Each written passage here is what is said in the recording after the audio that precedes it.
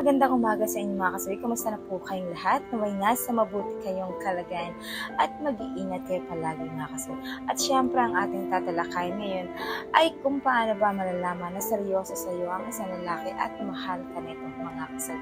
Syempre, para sa akin mga kasawi, ang isang lalaki kasi ay hindi ito iiyak sa iyo kung hindi ka mahal. Iniiyakan ka lang ng isang lalaki kung talagang mahal ka nila.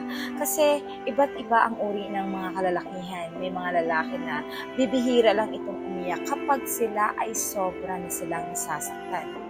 May mga kalalakihan kasi na may tinatanggap sila na para sa kanila is hindi nila kayang iyakan ang mga kababaihan. Pero alam niyo ba, mga kalalakihan, parehas lang ng mga babae yan. Kapag kamahal nila ang isang babae, sobra itong nasasaktan, umiiyak kasi hindi na nila kaya ang kanilang nararamdaman. Alam niyo ba ang mga kalalakihan kapag umiyak ito sa isang kababaihan, ibig sabihin ito 100% na mahal nila ang isang babae. Kasi ang mga kalalakihan, kaya nilang magtiis, kaya nilang magtimpi at higit sa lahat, kaya nilang panindigan ang kanilang sarili na hindi ka iiyakan. Diba? Pero kapag once ang mga lalaki umiyak ito sa harapan ng maraming tao, iniyakan ka kahit saan, at lalo kapag ikaw ay sinishare sa mga kaibigan nila tapos umiyak ito mga kasawi, alam niyo ba 100% na mahal ka ng isang lalaki kasi ang mga kalalakihan ay bibihira itong umiyak mga kasawi, at hindi talaga ito basta-bastang umiiyak. Kapag once na umiyak ang isang lalaki, ibig sabihin ay sobra na silang nasasaktan dahil ibig sabihin hindi na nila kaya ang kanilang nararamdaman, na sobra silang nasasaktan mga kasawi.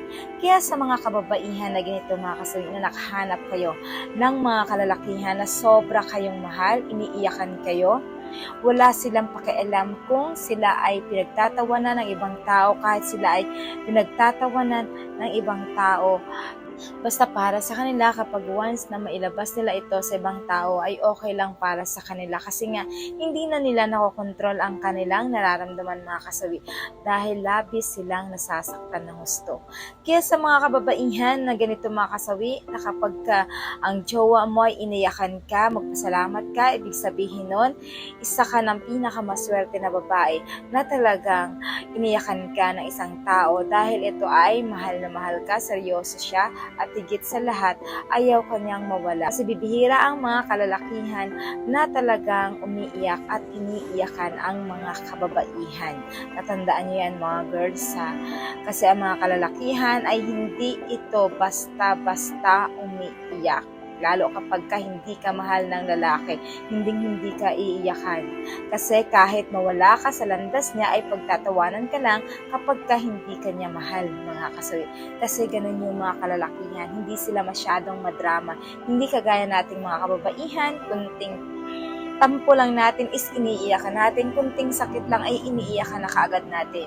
Hindi kagaya ng mga kalalakihan na talagang lahat ng pasakit, lahat ng pakiramdam, bago nila ibabagsak ang kanilang mga luha. Kapag ito ay sagad na sagad at sobrang punong-puno na sila, nasasaktan na sila ng sobra-sobra bago nila bitawan ang luha ng kanilang nararamdaman mga kasawi. So yan lang mga kasawi yung aking advice sa mga tao na maswerte ka na kapag nakahanap ka ng ganitong kalalakihan. Siyempre mga kasawi, maraming salamat sa patuloy na pagsuporta niya sa akin sa walang sawang pag-share at pag-comment. Sa mga hindi pa po nakapag-subscribe mga kasawi, pwede na kayo mag-subscribe, pwede na rin kayo mag-follow para updated kayo sa topic ko araw-araw. Magandang umaga mga kasawi.